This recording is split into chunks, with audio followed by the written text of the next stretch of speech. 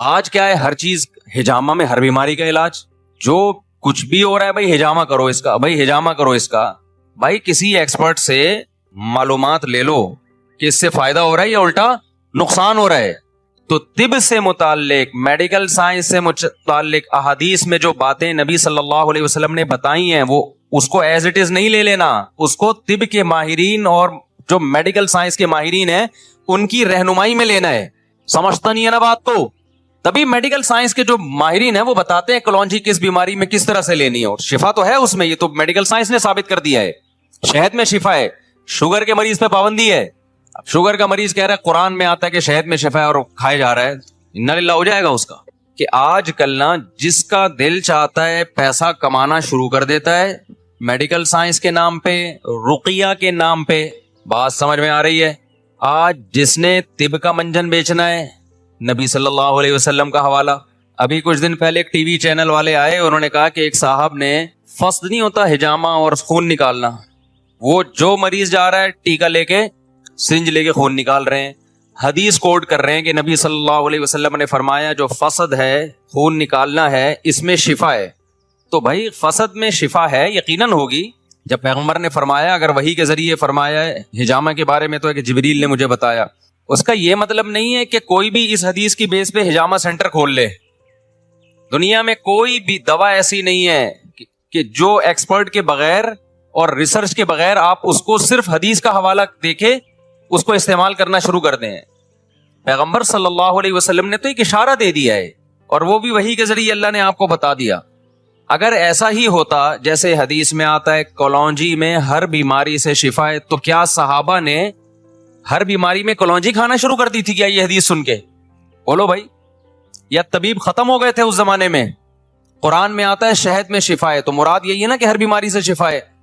تو کیا کچھ بھی ہوگا آپ شہد کھائیں گے قرآن کی اس آیت کا حوالہ دے کے؟ اب کوئی حکیم صاحب کلینک کھولیں اور شہد کی مختلف طریقوں سے وہ چیزیں بنا بنا کے پبلک میں پھیلانا شروع کر دیں کہ کینسر کا بھی علاج ہے, سر درد کا بھی علاج ہے, ٹی بی کا بھی میرے پاس علاج ہے, اور شہد سے علاج کرتا ہوں.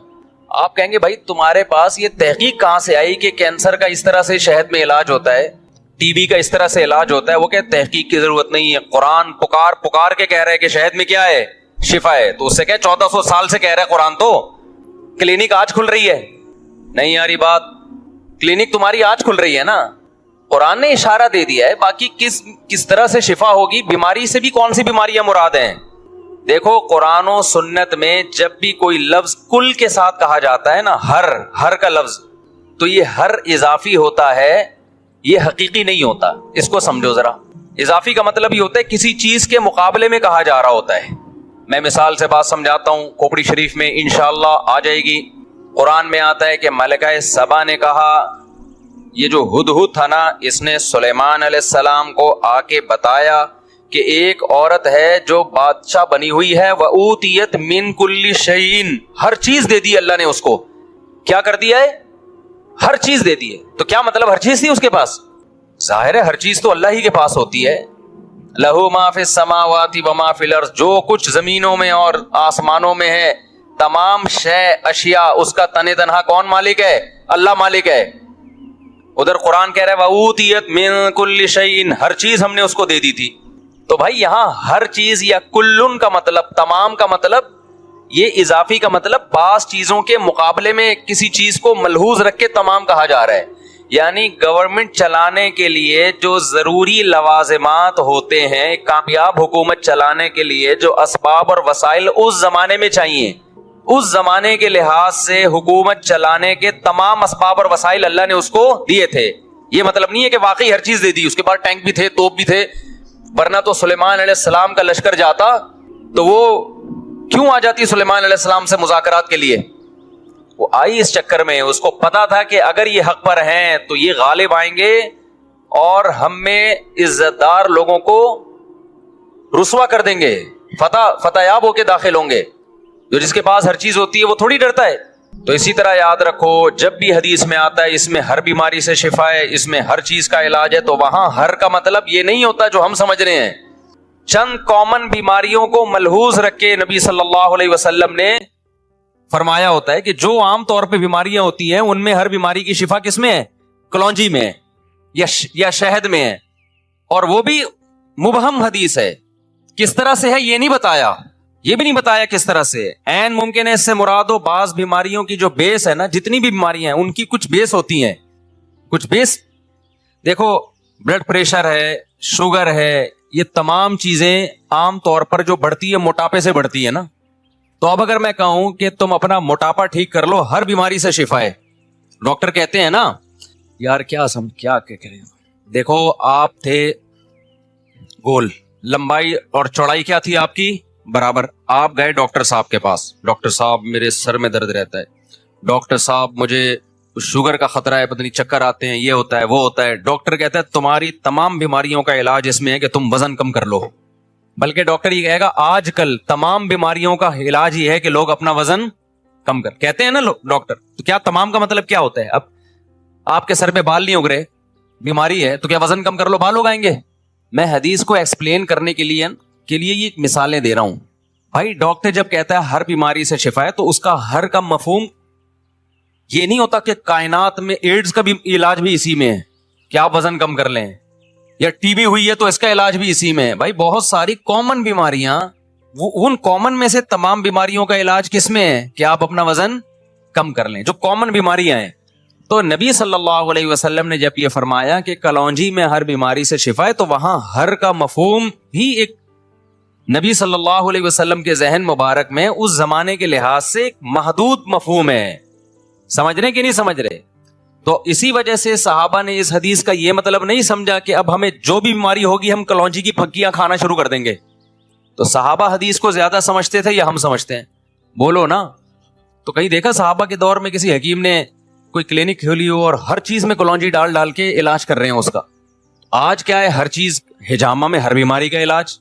جو کچھ بھی ہو رہا ہے بھائی ہجامہ کرو اس کا, بھائی ہجامہ کرو اس کا. بھائی کسی ایکسپرٹ سے معلومات لے لو کہ اس سے فائدہ ہو رہا ہے یا الٹا نقصان ہو رہا ہے. تو طب سے متعلق, میڈیکل سائنس سے متعلق احادیث میں جو باتیں نبی صلی اللہ علیہ وسلم نے بتائی ہیں, وہ اس کو ایز اٹ از نہیں لے لینا, اس کو طب کے ماہرین اور جو میڈیکل سائنس کے ماہرین ہیں ان کی رہنمائی میں لینا ہے. سمجھتا نہیں ہے نا بات کو؟ تبھی میڈیکل سائنس کے جو ماہرین ہیں وہ بتاتے ہیں کلونجی کس بیماری میں کس طرح سے لینی ہے, اور شفا تو ہے اس میں, یہ تو میڈیکل سائنس نے ثابت کر دیا ہے. شہد میں شفا ہے, شوگر کے مریض پہ پابندی ہے. اب شوگر کا مریض کہہ رہا ہے قرآن میں آتا ہے کہ شہد میں شفا ہے اور کھائے جا رہا ہے, انا للہ ہو جائے گا اس کا. نہ قرآن غلط ہے, نہ شہد میں شفا, یہ بھی نہیں ہے کہ شہد میں شفا نہیں ہے, لیکن شوگر کے مریض شہد ہضم کرنے کی صلاحیت نہیں رکھتا. شوگر خود بھی تو بہت سی چیزوں میں طاقت قوت کا ذریعہ بنتی ہے نا. آپ ہی کے اپنے غدود خراب ہو گئے تو اس میں پھر انسان اپنے آپ کو برا کہے. تو میں یہ اتنی لمبی ڈیٹیل میں نے اس لیے بیان کی ہے میرے بھائی کہ آج کل نا جس کا دل چاہتا ہے پیسہ کمانا شروع کر دیتا ہے, میڈیکل سائنس کے نام پہ, رقیہ کے نام پہ. رقیہ کے نام پہ بھی بہت ہو رہا ہے, بار بار میں بتاتا رہتا ہوں. آپ جب بھی کسی عامل سے کہیں گے کہ بھئی تمہیں کیسے پتا چلا کہ اس پہ جادو ہے, تو دو جواب دے گا. ایک یہ کہ کیا جادو برحق نہیں ہے, نمبر دو ہم نے یہ علم کیا ہوا ہے. یہ اتنا پھیل رہا ہے نا عملیات کہ ہم چیخ کے تھک گئے, مگر پھیلے ہی جا رہا ہے. لوگ نہیں ہماری باتوں پہ عمل کر رہے. مسلمان کبھی, ان کو نہیں کہہ رہا, عام نارمل بات کر رہا ہوں, مسلمان جب تک جادو ٹونوں میں اور عملیات میں پڑا رہے گا نا کبھی بھی ترقی نہیں کر سکتا. انگریز کے کو کوئی پریشانی آتی ہے وہ اس کے اسباب پہ غور کرتا ہے کہ یہ پریشانی گھر میں کیوں آئی, یہ ہماری کون سی حماقت ہے کہ کنٹری میں یہ پریشانی آئی یا گھر میں یہ پریشانی آئی. مسلمان کے پاس جب کوئی پریشانی آتی ہے تو کوئی بزرگ اس کو بتا دیتے ہیں کہ تمہارے اوپر جادو ہے, زندگی برباد تمہاری, اب گئے کام سے, اب کبھی بھی تم ٹھیک نہیں ہوگے. سمجھتے ہو؟ بس گئے, برباد ہو گئی زندگی. جس کمبخت عامل کے پاس کوئی خاتون چلی گئی نا کہ میری شادی نہیں ہو رہی, جادو کیا ہوا ہے. اب اس کا حل یہ نہیں ہے, اس کے اسباب پہ غور کرنا چاہیے نا. لڑکے مارکیٹ سے, اچھے لڑکے جو شادی کے قابل مارکیٹ سے شارٹ ہیں, وہ کر نہیں رہے, لڑکیوں کی بھرمار ہے. تو حل یہ تھا کہ کسی کی دوسری بیوی بن جاؤ, وہ زہر کا پیالہ پی لے گی, دوسری بیوی نہیں بنے گی. اور نہیں مجھ پہ کچھ کیا ہوا ہے کسی نے, تو برباد کرو اپنی زندگی. عامل, اور یہ عامر خود ہی لٹو ہوگا تھوڑے دنوں میں, دیکھنا خود بھگائے گا تمہیں گھر سے. عامل اور بغیرتی ایک چیز کے دو نام ہے, یاد رکھو, خوب سمجھ لو. اور میرے سامنے خدا, مجھے ڈپریشن میں جاتا ہوں, میں غصہ آتا ہے, میری رگ دماغ کی بھڑکنے لگتی ہے ان عاملوں کا سن. خدا کی قسم جس کے چہرے پہ زیادہ نور ہے نا وہ بڑا شیطان ہے عاملوں میں, کیونکہ وہ چہرے کو کیش کرا رہا ہے وہ بےغیرت. اور اگر ان میں کوئی نیک ہے, بعض نیک بھی ہوتے ہیں, میں غلو نہیں کرتا کسی کی مخالفت میں, غلو نہیں کرتا, میں کہہ سکتا تھا سارے فراڈی ہوتے ہیں نہ, کچھ نیک بھی ہوتے ہیں, لیکن علوم ان کے پاس بھی نہیں ہوتے. ہوتا یہ ہے کہ وہ عملیات کر کر کے ان کی اوپر کی کھوپڑی کیا ہو جاتی ہے, آؤٹ. اس کی وجہ سے کچھ نہیں ہو کے بھی ان کو نظر آ رہا ہوتا ہے کہ اس پہ جن ہے, اس پہ جادو ہے. وہ اس کا اپنا دماغ, بھائی بزرگ کا بھی تو دماغ خراب ہو سکتا ہے کہ نہیں ہو سکتا؟ بزرگ بھی میرے بھائی انسان ہوتا ہے. گرمی جب ہوگی تو بزرگ کو گرمی لگے گی, سردی ہوگی تو بزرگ کو سردی لگے گی. وہ کوئی ربڑ کا بنا ہوا لوہے کا بنا ہوا نہیں ہوتا. تو جب وہ چلے کاٹے گا بیٹھ کے عملیات سیکھنے کے لیے, تو اس کا سب سے پہلا اثر کیا ہوتا ہے؟ دیکھو انسان دماغ ہمیشہ اسی کا نارمل ہوتا ہے جو نارمل لائف گزارے جیسے سب گزارتے ہیں. جو عام نارمل لائف سے ہٹے گا سب سے پہلے اس کی کھوپڑی کیا ہوگی؟ آؤٹ ہوگی. اس میں بزرگ اور غیر بزرگ سب برابر ہیں. تبھی تو ہم لوگوں سے کہتے ہیں بزرگ بننے کے لیے نیچرل اور نارمل لائف ضروری ہے. ابے کیا ہو گیا میرے بھائی؟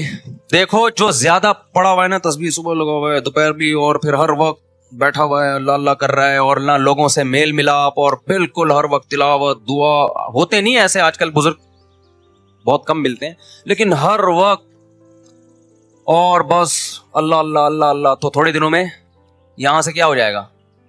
کیونکہ یہ نارمل نہیں ہے نا. ہمارے نبی صلی اللہ علیہ وسلم سے بڑا کوئی بزرگ ہو سکتا ہے؟ آپ تہجد میں روتے بھی ہیں لیکن اپنی ازواج کے ساتھ ہنسی مذاق بھی کرتے ہیں, صحابہ سے ہنسی مزاح بھی کر رہے ہیں. پھر آپ صلی اللہ علیہ وسلم گھڑ سواری بھی کر رہے ہیں, آپ صلی اللہ علیہ وسلم تیر اندازی بھی کر رہے ہیں, آپ شادیاں بھی کر رہے ہیں. سمجھ رہے ہیں؟ آج جب بزرگ بنے گا تو سب سے پہلے شادی لیس, کہ نہیں حضرت جی کو یہ باتیں بہت بری لگتی ہیں, رشتہ مشتہ, یہ حضرت کو یار کن چکروں میں ڈال رہے ہو مفتی صاحب, خود تو برباد ہو گئے, حضرت جی کو بھی برباد کر رہے ہو. نہیں یہ بات سمجھ میں. بعض دفعہ حضرت جی شادی نہیں کرتے, اللہ معاف فرمائے, پھر وہ آگے میں سینسر بورڈ بھی ہمارے بیان میں بیٹھا ہوتا ہے, میں خود ہی سینسر کر دیتا. کتنے واقعات ایسے ہوئے ہیں. خیر, نارمل لائف, نیچرل لائف. دیکھو یہ جو عبادت ہے نا یہ بھی نارمل اور نیچرل ہے. جو نمازیں ہم پڑھتے ہیں, روزے رکھتے ہیں, یہ بھی نیچرل ہے. جو یہ نہیں کرتے وہ بھی, ان کی سیٹنگ بھی آؤٹ ہو جاتی ہے. گورے کی سیٹنگ ہی تو آؤٹ ہوئی ہوئی ہے اوپر سے, تبھی تو ہومو سیکسولیٹی کو پروموٹ کر رہا ہے, نکاح کو ختم کر کے زنا کو, ابا اولڈ ہاؤس اور حقوق کی بات پھر بھی کر رہا ہے. Women rights, human rights. ابے کیسے ویمن رائٹس ہے؟ بیوی کو ایک کپ چائے تو پلا دے. نہیں جی ویمن رائٹ, تو کھوپڑی آؤٹ ہونے کی تو علامت ہے. یار مجھے ایک بات بتاؤ, نہیں بتاؤ رہنے دو, یہ بات میں بہت دفعہ ریپیٹ کر چکا ہوں نا, اس لیے میں نہیں یہ پوچھ رہا آپ سے. اگر کھوپڑی آؤٹ نہ ہوئی ہوتی تو ہومو سیکسولیٹی کو کم از کم لا کا حصہ نہیں بناتے. یہ تو گدے گھوڑے بھی یہ کام نہیں کرتے. اچھا مجھے بعض لوگوں نے کہا مفتی صاحب آپ کی ریسرچ پوری نہیں ہے, جانوروں میں بھی ہے یہ عمل.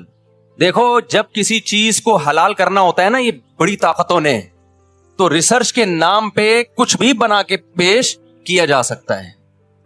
جو عام چیزیں ہوتی ہیں نا وہ اللہ نے لوگوں سے اوجھل نہیں رکھی ہوتی ہیں. آپ بھی اس انسانوں میں پیدا ہوئے, انسانوں میں بڑے لاکھوں جانوروں کو آپ نے دیکھا ہوگا, کبھی آپ نے میل کو میل کے ساتھ کراس ہوتے ہوئے نہیں دیکھا. اب پتہ نہیں کون سے افریقہ کے جنگل سے کسی بندر کی ویڈیو بنا کے انہوں نے یوٹیوب پہ شائع کر دی کہ دیکھو یہ بھی ہوتا ہے. تو یہ ہمیں کیوں نظر نہیں آ رہا؟ ساری دنیا کو کیوں نظر نہیں آ رہا؟ چند سائنسدانوں کو کیوں نظر آ رہا ہے یہ؟ تو یہ تحقیقات ہمارے سامنے پیش مت کیا کرو. یہ میل کا میل کی طرف میلان اور عورت کا عورت کی طرف, یہ گدھے گھوڑے بھی یہ کام نہیں کرتے. اب کسی گدھے کی رپورٹیں ہمارے سامنے اگر سائنسدان پیش کر دیں گے, اس رپورٹ کو اٹھا کے ہم دیوار پہ مار دیں گے, ہم کہیں گے اس کے لیے رپورٹیں پیش کرنے کی ضرورت نہیں ہے. تو صبح شام لوگ اپنی آنکھوں سے دیکھ رہے ہیں. ایک نیوٹرل آدمی نے آج تک ایسی کوئی رپورٹ نہیں دی ہوگی, نہ کسی گاؤں میں, نہ کسی صحرا میں, نہ کسی دیہات میں. ہمارے یہاں تو گدھے ماشاءاللہ ہول سیل کے حساب سے, ایک بھی گدھا ایسا نہیں ہے, گدھا ہونے کے باوجود ایک بھی گدھا ایسا نہیں ہے. پتہ نہیں کہاں سے جنگلوں میں کون سے گدھوں کی رپورٹیں مل گئی ہیں. تو ان رپورٹوں سے متاثر ہونے کی بالکل بھی ضرورت بولو نہیں ہے. جیسے ڈاروین نے جب کہا نا بندر سے انسان بنا ہے, تو رپورٹیں وہ بھی لے آیا تھا بہت ساری کہ وہ ایک ڈھانچہ دریافت ہوا ہے, وہ آدھا بندر ہے آدھا انسان ہے, نیچے سے وسیم بھائی لگ رہا ہے اوپر سے بندر لگ, اس طرح کی جو نا انہیں نکالے ہیں. ہاں سب سے بڑا سوال یہ ہوتا ہے کہ تجھے ایک فلاں جگہ کیوں مل رہا ہے؟ یہ تو کروڑوں نسلیں ہونی چاہیے تھی, کروڑوں ڈھانچے ہونے چاہیے تھے جو بندر سے انسان کی طرف آتے ہوئے راستہ طے کر کے آئے ہیں. تو کروڑوں ڈھانچے ہونے چاہیے نا اس کے. وہ ایک سائنٹسٹ کو افریقہ کے جنگل میں, ایک کو انٹارکٹیکا میں کیوں مل رہا ہے؟ ابے نہیں آ رہی بات سمجھ میں.